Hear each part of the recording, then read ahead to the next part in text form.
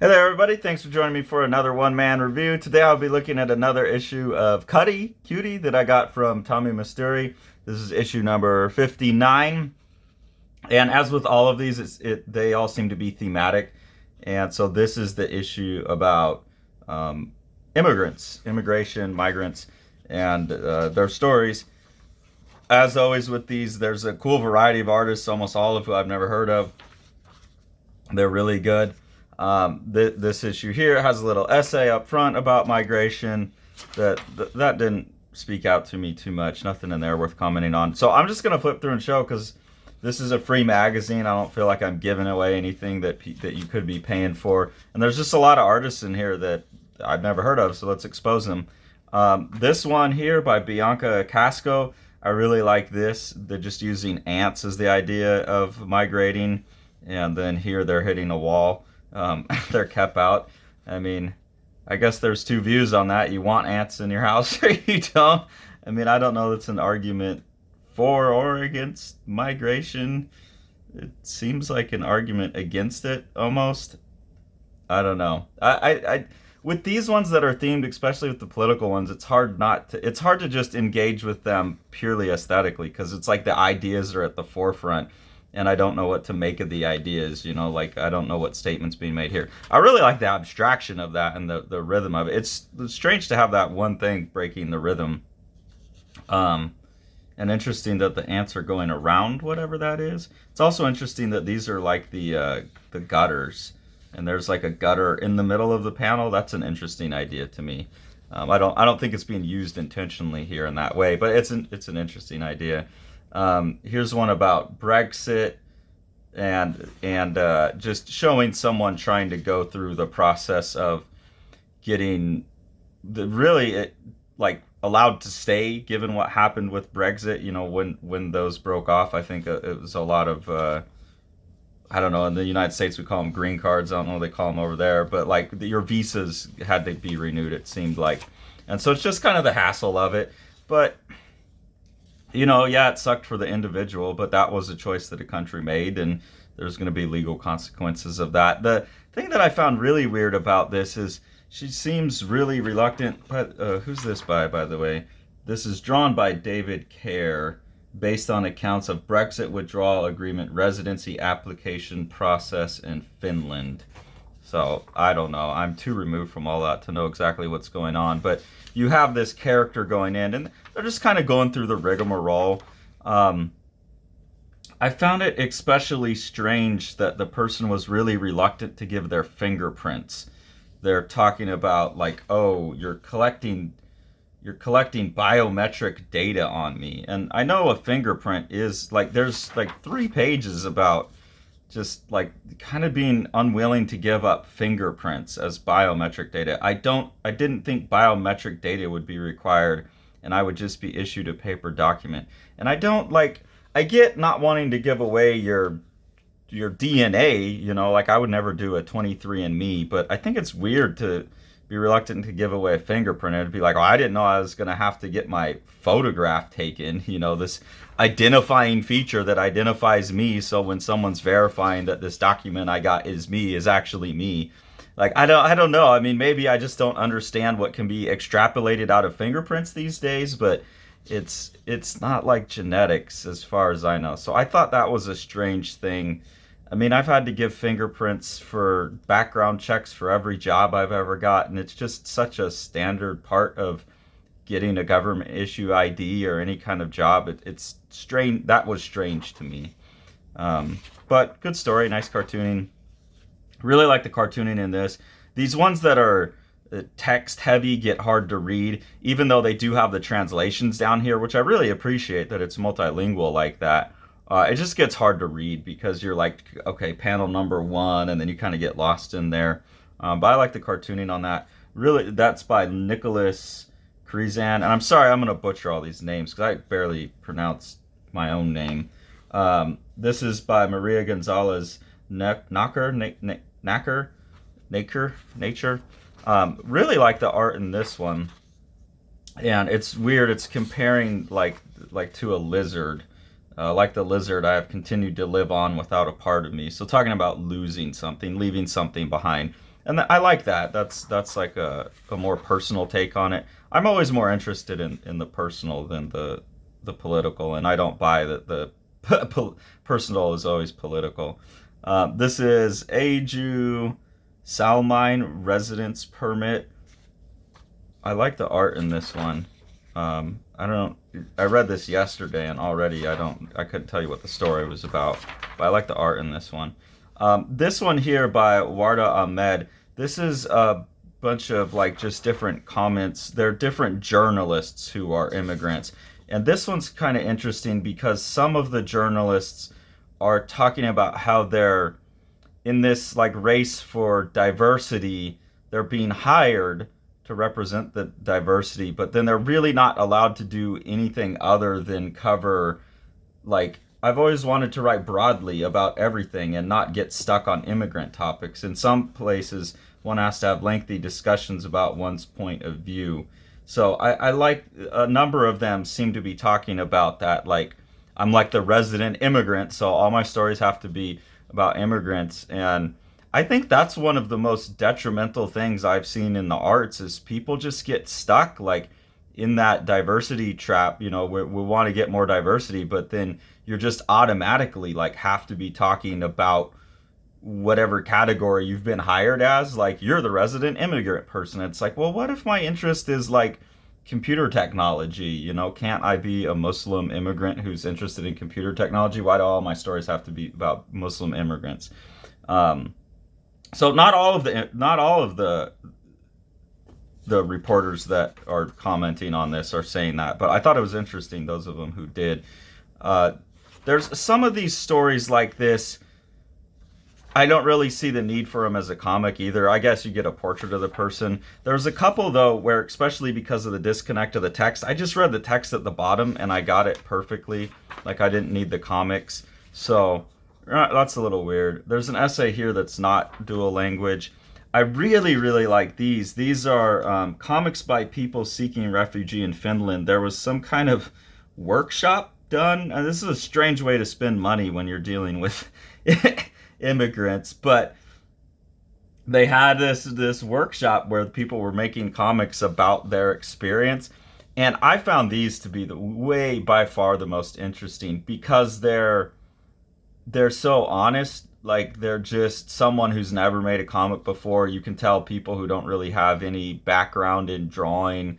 They don't really have any background in any of this, and they're just getting their takedown. So that like outsider art aspect to it is really interesting to me. This person's just named Donald. Oh, that's cool. They've got their signature there too. I didn't even see that. Samon Tiger. This one actually, some of this is like, I like the compositions and I kind of like the drawing, even though like these ones are kind of crude, but some of these are pretty cool. Mustafa Kamil, Muhammad Yassin and Salam, or Yassin and Salam Muhammad. This one, Mariam Melu Abuzed Rayu. This is the one where I really felt like I didn't need to read it. The cartooning's actually pretty good, but once she gets into telling the story of her family immigrating, I really felt like the cartooning, as good as it is entirely incidental. Like I don't need to look at it to see it. And I've read a couple of these. One was that. What was that book? I didn't post the review of it because I bashed it so hard. I decided to take it down. It was about people immigrating from Thailand or Vietnam or something.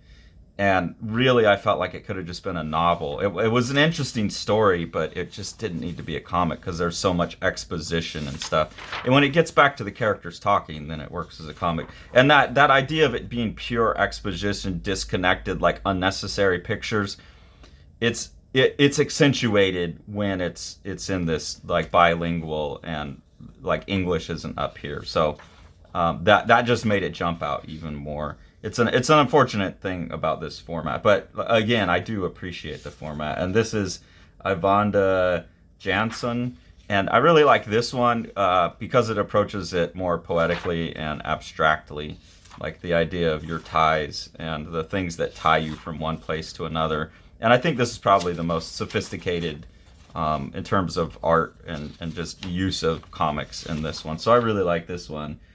Ivanda Jansson, I think is how that's pronounced. Jansone. So really, really, really like the art in this one. And then this was another one by Warda Ahmed and Jade Lundquist talking about Afrofuturism, and it's really just an interview. So again, cool art, but then you get to this and it's like, I don't know why that could have just been an interview. So it's interesting. And I also find this idea that they're talking about this Afrofuturism as an interesting idea. I've been hearing that term thrown around a lot, and I still don't quite know what it means. I don't think they quite know what it means either. In their conversation, they're talking about, well, I was introduced to it through the work of Sun Ra and Octavia Butler. It's a literary genre, an aesthetic, activism, and then it's like, but is all sci-fi by black people Afrofuturism? So they're talking about the complications of getting, like, wanting to have movements that are particular to your community, but also being locked in by it. Like, can't I just be a black person who writes sci-fi? Does that immediately have to become Afrofuturism? So they're looking for, like, Afrofuturism paints a world which doesn't run on the terms of whiteness or racism. And we have a different diaspora in Europe and a different experience from black people than people in America or Africa. So they're talking about those interesting, complicated topics, and they're talking about it being complicated too. And they even go into, like, this worry about, as where's it at? Oh, I grew up without a black community, but now as an adult I'm really interested in my cultural heritage. I often wonder if I'm allowed to take inspiration or have a say without direct contact to my own roots. And then at some point mentions, like, here, but as a half-white person here in Finland, I'm more privileged than many, so I can't just go and appropriate. And that's just such a strange concept to me. It's like, if you want to tell a story about, like, the heritage of one of your parents, like half of your genetic, like, this worry about appropriation. Like, if me as a white dude wanted to go tell a story about, Wakanda, like, I don't know, like, fuck off. I'm going to tell the story. Like, if you want to write a story about a white dude, write a story about a white dude.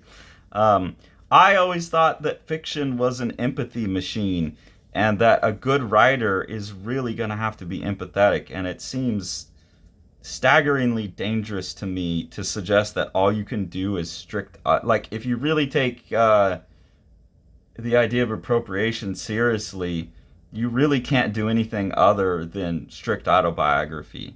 And I find that very problematic, for a movement that's built around empathy and sympathy and getting to know other people's experience. I don't know why you would want people to not try and imagine their way into someone else's life. Like, that's what I enjoy about fiction. I mean, I enjoy if autobiography exposes me to something legitimately new that I didn't know. Like, that's fantastic. That's what it's for. But for me to be forced into autobiography to avoid potential for appropriation is crazy, because my life has been blessed and not that interesting.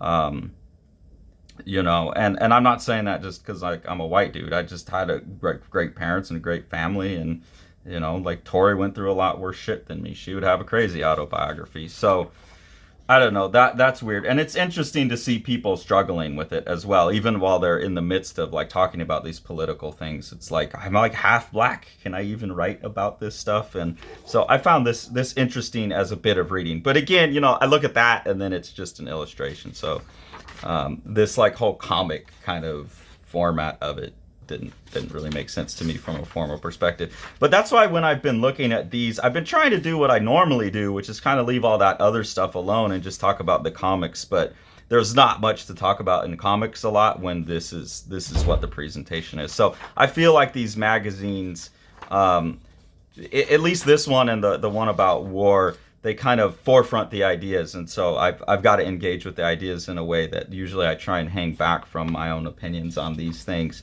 But something like this, I can talk about it just as comics, and I I like these kind of representations and stuff. So I really like these. I'm really excited to keep going through them, and I hope you all are enjoying me looking through these, and maybe you're seeing some cartoonists that you want to follow up on, which is the ultimate goal of what we're doing here. Also, I wish I could read all these ads because it looks like a bunch of cool stuff going on in Finland and things that are being advertised, but these aren't multilingual, so I have no idea. And the OCD collector in me is like, what is all this potentially cool stuff? So I don't know. I really enjoy these. Like, whatever this is, this looks cool. Penny Lefakupa. I'll have to look that up. I don't know. It looks cool. Anyways, thanks for following along. If you enjoy what we're doing here on the channel, please subscribe, like, follow, subscribe, all that good stuff. And then you can support us through a Patreon. That helps us buy the books that we review. And the best way to really help the mission of the channel and of Living the Line is to support what Sean's doing with the publishing side of Living the Line Publishing. So we'll take a look at some of the books that he has put out or has coming out now. The Exile by Eric Creek is a gorgeously illustrated Viking saga of revenge. Eric Creek calls it his Viking Western. It's about a guy who's been away on the warpath and is returning home to some family troubles that have to be resolved. And this is told in just this amazing, like, kind of 3-color art style that looks like old woodblock cuts or something. It's absolutely gorgeous book that you've got to pick up. Issue number 3 of The Abolition of Man is part 2 of the sci-fi social satire story that I started in issue 2 of The Abolition of Man. Sean has picked up the writing reins for issue 3 and taken my story and expanded upon it and given it an ending. We're asking, this is still all entirely illustrated by the Midjourney AI. We're just asking it to work in the pen and ink style that we were using for issue 2. It's one of the funniest, scariest, most interesting looking comics that you'll get in a long while. So definitely check this out, and if you haven't, make sure you get all the issues 1 and 2 and 4 and 5 when they come out as well. Thanks for following along. Take it away, Jack. What's the